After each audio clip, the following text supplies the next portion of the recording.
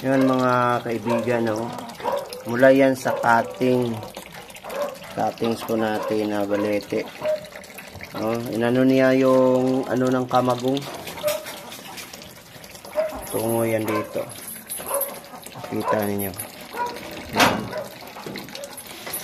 Ito naman, yan, ay nasa red horse po siya. Nakaano siya ng red horse sa malaking buto ng isda. Hindi ko alam kung anong isda to mga kaibigan. Nakulot lang ito.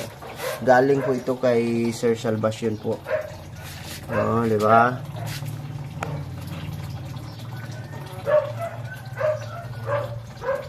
Yan po mga kaibigan.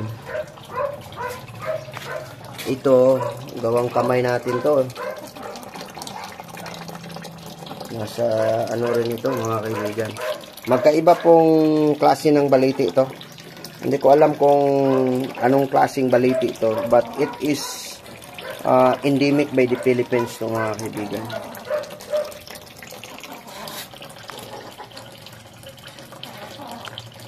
Ang dadami naman dito. Alam nyo kasi yung pag-aalaga po ng isang bonsai ho.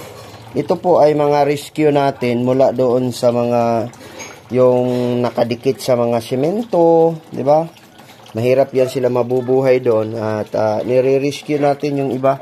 Ang iba naman ito is our propagation, no? From our propagation ito mga kaibigan, kung makikita ho natin. It is from our cuttings. Inano natin sa lupa. Ayan na siya. No? Makikita ninyo. May ano yan, may tubig. Kasi itong baliti, mahilig to sa tubig. Alam nyo kasi ito, mahilig to sa tubig.